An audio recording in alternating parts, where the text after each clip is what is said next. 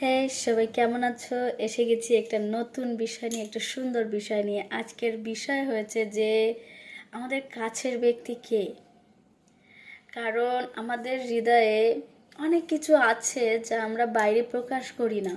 আমাদের অনেক দুর্বল বিষয় আছে যা আমাদের হৃদয় জানে, কিন্তু সেই বিষয় যদি কখনো সেটা আমাদের মুখে প্রকাশ পেয়ে যায় কিংবা আমাদের ব্যবহারে প্রকাশ পেয়ে যায়, আমাদের কাছের জন আমাদের থেকে দূর হয়ে যায়।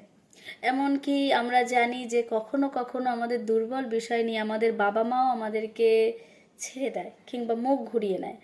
কিন্তু বাইবেল বলে আমাদের হৃদয়ে ঈশ্বর থাকেন এবং প্রত্যেকটা আমাদের হৃদয়ের গোপন কথা তা তিনি জানেন। এবং সেই এমন একজন যে আমাদের হৃদয়ের কথা জেনেও আমাদেরকে ছাড়েন না। তিনি ঈশ্বর হয়েও আমাদের হৃদয় থাকেন এবং আমাদের সকল দুর্বল বিষয় তিনি সহ্য করে নেয়। এবং বাইবেল বলে যে সে বলেছে কখনো ছাড়বে না, কোনো মতেই আমাদেরকে ছাড়বে না। তাই আমার মনে হয় আমার প্রিয় ভাই বোনেরা, আমাদের শ্রেষ্ঠ প্রেম, প্রথম প্রেম ঈশ্বরের হোক। সবাইকে জয় যিশু।